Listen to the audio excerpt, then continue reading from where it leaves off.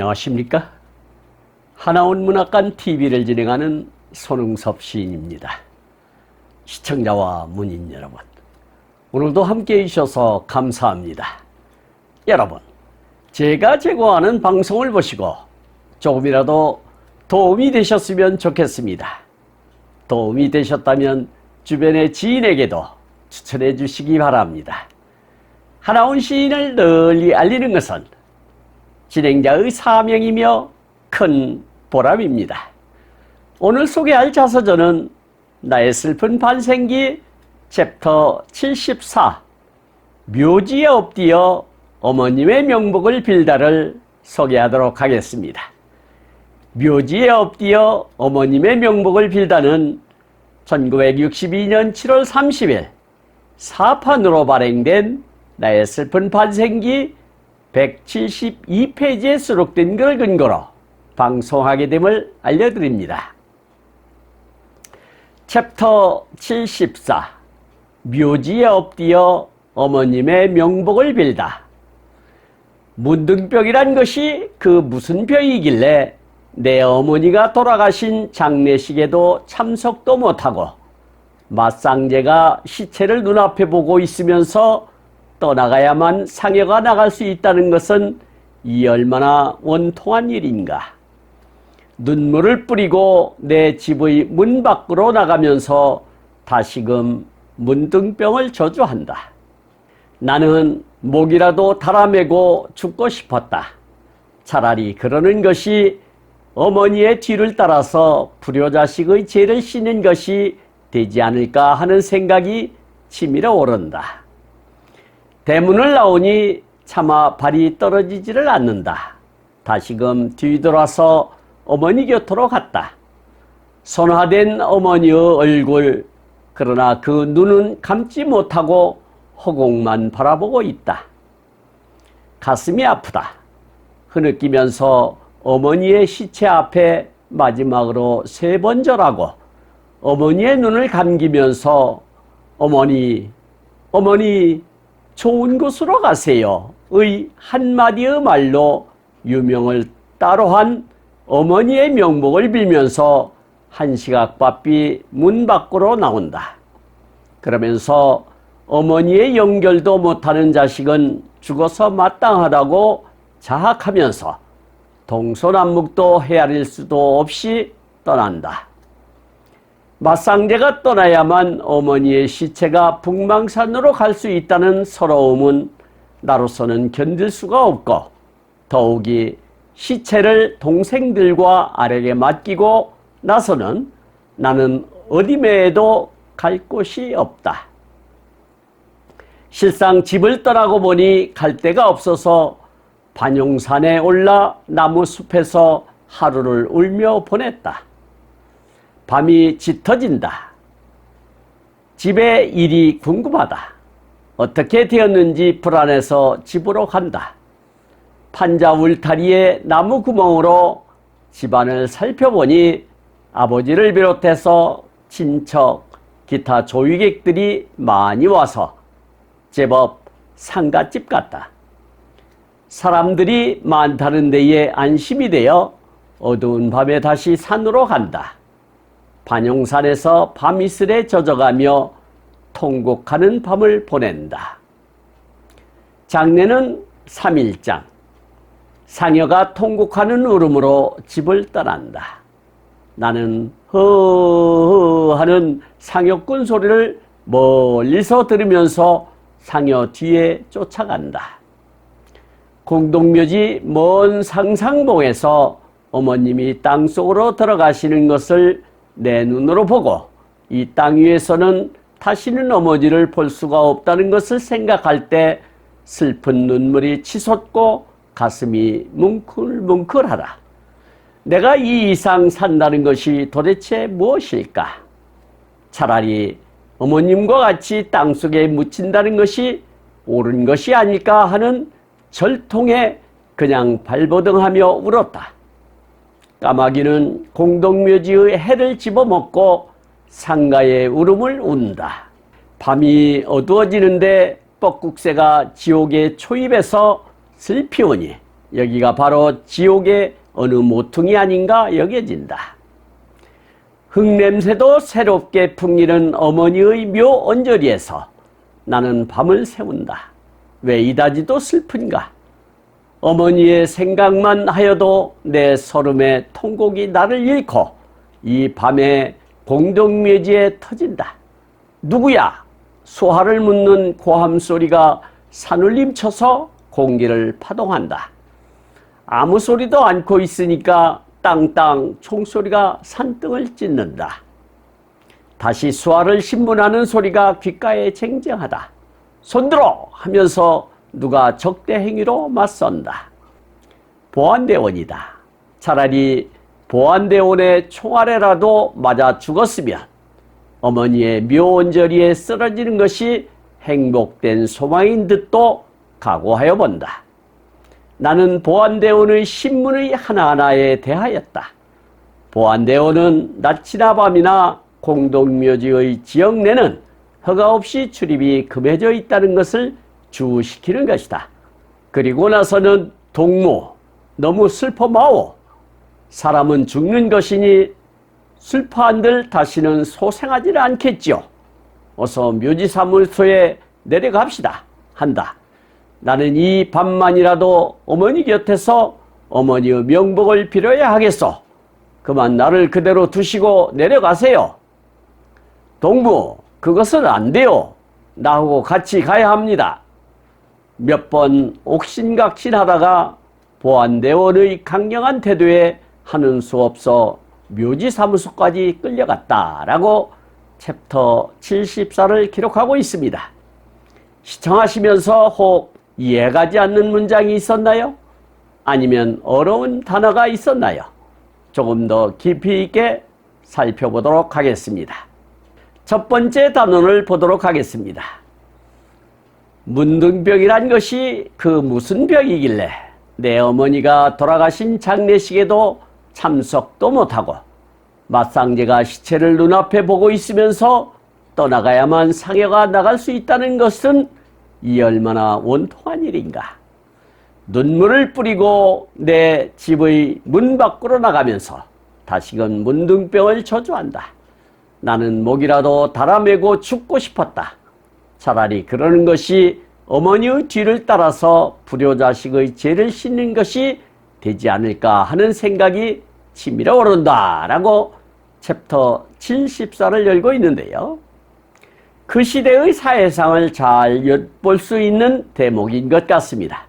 특히 문둥병이라는 것이 사회로부터 얼마나 배척당하고 인간 취급을 받지 못하던 계질인지 여실히 드러나고 있지 않나요? 세상에 자기의 어머니가 돌아가셨는데도 초상을 치를 수가 없다니 말이나 됩니까? 더구나 맞상제인데 말입니다. 철저하게 사회로부터 외면당하고 금수만도 못한 존재였다는 것이 잘 보여주는 대목입니다. 비인권적인 행태는 단순히 전염이 염려돼서는 아닐 것 같습니다. 아마도 저주받은 존재로 받아들인 미신적 영향이 끼친 것이 아닐까 하는 생각마저 드네요. 여기서 맞상제라고 하는 것은 부모의 상을 당한 맏아들이라는 뜻이 되겠고요. 시체라고 하는 것은 죽은 사람의 몸을 뜻한다 하겠고요. 상여라고 하는 것은 사람의 시체를 묘지까지 실어 나르는 용구를 뜻한다 하겠습니다. 원통이라고 하는 것은 몹시 억울하여 가슴이 아프다라는 뜻이 되겠고요. 저주라고 하는 것은 몹시 미워하는 상대에게 재앙이나 불행한 일이 일어나도록 빌며 바람을 뜻한다 하겠습니다. 불효자식이라고 하는 것은 부모님에게 효도하지 않는 자식을 이르는 말이 되겠고요. 치밀어라고 하는 것은 세차게 복받쳐 오르다라는 뜻이 되겠습니다. 다음 단어를 보도록 하겠습니다. 대문을 나오니 차마 발이 떨어지지를 않는다. 다시금 뒤돌아서 어머니 곁으로 갔다. 선화된 어머니의 얼굴, 그러나 그 눈은 감지 못하고 허공만 바라보고 있다. 가슴이 아프다. 흐느끼면서 어머니의 시체 앞에 마지막으로 3번 절하고 어머니의 눈을 감기면서 어머니 어머니 좋은 곳으로 가세요의 한마디의 말로 유명을 따로한 어머니의 명복을 빌면서 한시각 바삐 문 밖으로 나온다. 그러면서 어머니의 연결도 못하는 자식은 죽어서 마땅하다고 자학하면서 동서남북도 헤아릴 수도 없이 떠난다 라고 기록하고 있는데요. 문둥병에 걸린 하운이 없어야만 장례를 치를 수 있다니 하운은 눈물을 머금고 발길을 돌려 나와야 했지만 엉겁결에 어머니에게 마지막 예도 갖추지 못했던가 보네요. 다시 돌아가 어머니에게 마지막 예로 3번 절하고 차마 눈도 감지 못하고 돌아가신 어머니의 눈을 감겨드리고 명복을 빌면서 마땅히 갈 곳도 없으면서 집 밖으로 나왔던가 봅니다. 어머니의 연결도 못 보는 불효자식은 살아서 못하나 자책하면서 터벅터벅 걸으며 목을 놓아 울었겠지요. 참 인간적으로 안타까운 상황이었겠네요. 하긴 작은 원망으로 자식의 도리를 외면하는 인간 같지 않은 사람도 있더군요. 여기서 선화라고 하는 것은 신선으로 변화하였다는 뜻으로 노인이 병 없이 곱게 늙어 죽음을 이르는 말이 되겠습니다. 허공이라고 하는 것은 텅 빈 공중을 뜻하는 말이 되겠고요. 유명이라고 하는 것은 저승과 이승을 아울러 이르는 말로서 죽음을 표하는 말이라 하겠습니다. 명복이라고 하는 것은 죽은 뒤에 저승에서 받는 복을 이르는 말이 되겠고요. 연결이라고 하는 것은 산 사람과 죽은 사람이 영원히 이별함을 뜻한다 하겠습니다. 그리고 자학이라고 하는 것은 자신을 스스로 학대함을 뜻하는 말이 되겠습니다. 다음 단원을 보도록 하겠습니다. 맞상제가 떠나야만 어머니의 시체가 북망산으로 갈 수 있다는 서러움은 나로서는 견딜 수가 없고 더욱이 시체를 동생들과 아래게 맡기고 나서는 나는 어디매에도 갈 곳이 없다. 실상 집을 떠나고 보니 갈 데가 없어서 반용산에 올라 나무숲에서 하루를 울며 보냈다. 밤이 짙어진다. 집의 일이 궁금하다. 어떻게 되었는지 불안해서 집으로 간다. 판자 울타리의 나무 구멍으로 집안을 살펴보니 아버지를 비롯해서 친척, 기타 조위객들이 많이 와서 제법 상갓집 같다. 사람들이 많다는 데에 안심이 되어 어두운 밤에 다시 산으로 간다. 반용산에서 밤이슬에 젖어가며 통곡하는 밤을 보낸다. 라고 기술하고 있는데요. 아마도 그 당시의 풍습이 그랬던가 봅니다. 계질에 걸린 사람은 애경사에 참여할 수 없다는 관습이 있었던가 봅니다. 어머니의 임종을 지킨 사람 4 중에 가장 연장자인 하운이 그런 선택을 해야만 했으니 말입니다. 집을 떠나 인근 공동묘지가 있는 반용산으로 피신을 하긴 했지만 너무나 어떻게 돌아가는지 궁금하여 야음을 틈타 판자로 된 울타리 사이로 들여다보니 아버지도 보이고 조문객들이 많이 보여 안심이 되었던가 봅니다. 그래서 다시 반용산으로 가 눈물로써 밤을 지새웠던 것으로 보여집니다. 하운의 집이 조금 그려지지요? 대개는 생나무 울타리나 흙담장으로 되어 있는 경우가 일반적인데 나무 판자로 울타리를 했다고 하니 지주로서의 유용이 있었던 것으로 보여집니다.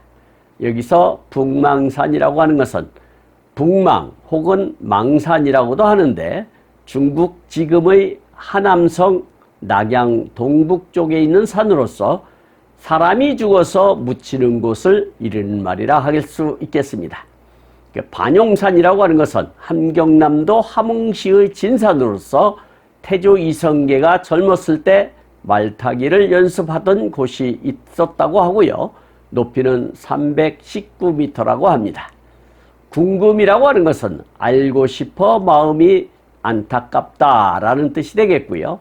조위객이라고 하는 것은 남의 죽음에 대하여 슬퍼하는 뜻을 드러내어 상주를 유문하러 온 사람이란 뜻으로 옛 표현법이라 할 수 있겠습니다. 상갓집이라고 하는 것은 상갓집의 비표준으로서 사람이 죽어 장례를 치르는 집이라는 뜻이 되겠습니다. 안심이라고 하는 것은 마음을 편안히 하거나 걱정 따위를 없애버림을 뜻하는 말이 되겠고요. 통곡이라고 하는 것은 소리를 높여 슬프고 서럽게 운을 뜻한다 하겠습니다. 다음 단어를 보도록 하겠습니다. 장례는 3일장, 상여가 통곡하는 울음으로 집을 떠난다. 나는 하는 상여꾼 소리를 멀리서 들으면서 상여 뒤에 쫓아간다. 공동묘지 먼 상상봉에서 어머님이 땅속으로 들어가시는 것을 내 눈으로 보고 이 땅 위에서는 다시는 어머니를 볼 수가 없다는 것을 생각할 때 슬픈 눈물이 치솟고 가슴이 뭉클뭉클하다. 내가 이 이상 산다는 것이 도대체 무엇일까? 차라리 어머님과 같이 땅속에 묻힌다는 것이 옳은 것이 아닐까 하는 절통에 그냥 발버둥하며 울었다. 까마귀는 공동묘지의 해를 집어먹고 상가에 울음을 온다. 밤이 어두워지는데 뻐꾹새가 지옥의 초입에서 슬피 우니 여기가 바로 지옥의 어느 모퉁이 아닌가 여겨진다 라고 수리하고 있는데요. 장례는 3일장으로 치러지고 상여꾼의 소리에 정신을 차리고 먼 발치에서 뒤따랐나 봅니다. 그리고 아마도 반용산 공동묘지에 묘소를 마련한 것 같은데 무덤이 잘 보이는 인근 산꼭대기에서 몰래 훔쳐보며 마지막 가시는 어머니를 지켜보았던가 봅니다. 참 문둥병이라는 것이 이렇게도 비통한 것인가 싶네요. 그때 하오는 문둥병이 어느 정도 차도가 있던 때였는데도 꼭 그랬어야 했을까 하는 의심이 들기도 합니다. 까마귀마저 분위기를 잡느라 선회하며 하온을 더 슬픔에 빠지도록 했던가 봅니다. 날이 어둑어둑해지자 뻐꾸기마저 서글프게 울면서 하온의 가슴을 아프게 하지 않았나 싶네요. 여기서 공동묘지라고 하는 것은 여러 사람이 공동으로 쓸 수 있도록 마련하여 둔 묘지를 뜻한다 하겠습니다. 상상봉이라고 하는 것은 여러 봉우리 가운데 가장 높은 봉우리를 뜻하는 말이 되겠고요. 뭉클뭉클이라고 하는 것은 구름이나 연기 따위가 쑥쑥 솟거나 나오는 모양을 나타내는 말이 되겠습니다. 절통이라고 하는 것은 뼈에 사무치도록 분하고 억울함을 뜻하는 말이 되겠고요. 지옥이라고 하는 것은 아주 괴롭거나 더없이 참담한 환경이나 형편을 비유적으로 이르는 말이 되겠습니다. 초입이라고 하는 것은 골목이나 마을 등에 들어가는 어귀를 뜻한다 하겠고요. 모퉁이라고 하는 것은 모가지게 구부러지거나 꺾여져 돌아간 자리를 뜻한다 하겠습니다. 다음 단어를 보도록 하겠습니다.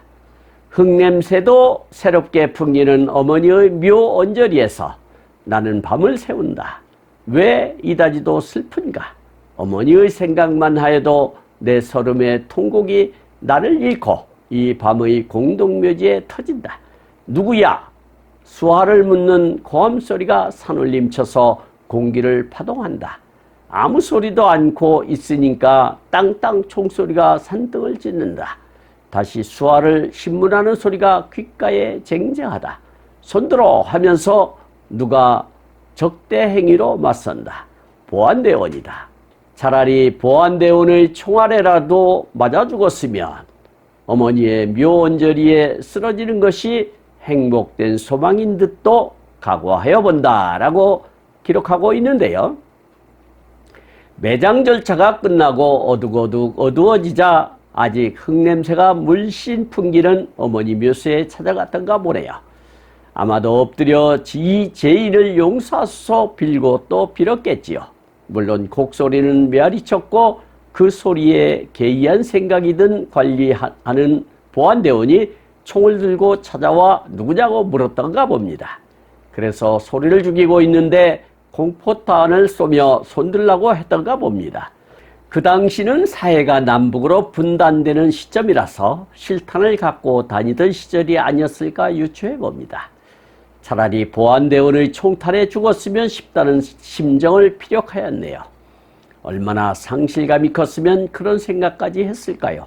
여기서 서름이라고 하는 것은 서름의 비표준으로서 서럽게 느끼는 마음을 뜻한다 하겠고요.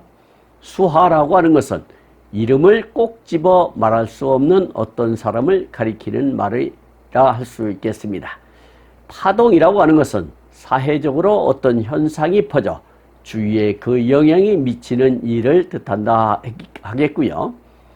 산등이라고 하는 것은 산의 등줄기를 이르는 말이 되겠습니다. 신문이라고 하는 것은 조사하기 위하여 자세히 따져 물음을 뜻하는 말이 되겠고요. 쟁쟁이라고 하는 것은 잊히지 않고 울리는 듯하다라는 뜻이 되겠습니다. 적대행위라고 하는 것은 상대를 적으로 여기고 맞서 겨루는 행위를 뜻하는 말이 되겠고요. 보안대원이라고 하는 것은 이전에 군의 보안 임무와 특정 범죄에 대한 수사를 담당하는 부대를 이르던 말이나 여기서는 경찰을 북한에서 부르는 호칭이라 할 수 있겠습니다. 묘라고 하는 것은 죽은 이의 몸이나 뼈를 묻는 곳을 이른다 하겠고요. 언저리라고 하는 것은 둘레를 잃은 가나 그 가까이를 이르는 말이 되겠습니다. 각오라고 하는 것은 앞으로 해야 할 일이나 당할 어려움 따위에 대하여 마음의 준비를 단단히 함을 뜻한다 하겠습니다. 마지막 단원을 보도록 하겠습니다. 나는 보안대원의 신문의 하나하나에 대하였다. 보안대원은 낮이나 밤이나 공동묘지의 지역 내는 허가 없이 출입이 금해져 있다는 것을 주의시키는 것이다. 그리고 나서는 동무, 너무 슬퍼 마오. 사람은 죽는 것이니 슬퍼한들 다시는 소생하지는 않겠지요. 어서 묘지사무소에 내려갑시다 한다. 나는 이 밤만이라도 어머니 곁에서 어머니의 명복을 빌어야 하겠소. 그만 나를 그대로 두시고 내려가세요. 동무, 그것은 안 돼요. 나하고 같이 가야 합니다. 몇 번 옥신각신하다가 보안대원의 강경한 태도에 하는 수 없어 묘지 사무소까지 끌려갔다라고 챕터 74를 마감 짓고 있습니다. 아마도 보안대원이 이것저것 궁금한 것을 물었던가 보네요. 당연 그러겠지요. 그 당시 공동묘지를 관리하는 보안대가 있었던가 보네요. 참 기이한 현상입니다. 국립묘지도 아닌데 말입니다. 보안대원의 말에 의하면 공동묘지에서는 허가 없이 출입이 금해져 있다고 하니 특별한 사연이 있는 공동묘지인가 봅니다. 그 궁금증이 풀리는 1935년 7월 6일자 조선일보 기사가 있어 소개합니다. 1935년 7월 3일 함흥경찰서는 시애곽의 반용산이 은분한 남녀의 유일한 미래처가 되고 있다는 비난 여론이 높자 밤 10시경부터 다음날 새벽 3시까지 병력을 총동원하여 반용산 일원을 일제히 검색한 끝에 미래하고 있던 남녀 16명을 검거하는 소동도 벌였다라고 기록하고 있는데요. 하우는 어머니가 돌아가셨는데도 장례를 직접 모시지도 못하여 이 시간만이라도 어머니 품에 안겨 하소연을 털어놓고 싶은데 그마저도 못하게 하니 답답했겠습니다. 결국은 규정이 그렇다 하니 어쩔 수 없이 끌려가게 되었나 봅니다. 여기서 주의라고 하는 것은 마음에 새겨두고 조심함을 이르는 말이 되겠고요. 소생이라고 하는 것은 거의 죽어가던 상태에서 다시 살아남을 이르는 말이 되겠고요. 옥신각신이라고 하는 것은 옳으니 그르니 하며 서로 다투는 모양을 나타내는 말이 되겠습니다. 강경한이라고 하는 것은 굳세게 버티어 굽히지 않는 데가 있다라는 뜻이 되겠고요. 태도라고 하는 것은 어떤 일이나 상황에 직면했을 때 가지는 입장이나 자세를 뜻한다 하겠습니다. 지금까지 함께 하신 시청자와 문인 여러분 감사합니다. 제가 하나온 문학관 TV를 방송하는 이유는 고난과 역경을 딛고 문학의 꽃을 피우신 하나온 시인을 널리 알리기 위해서입니다.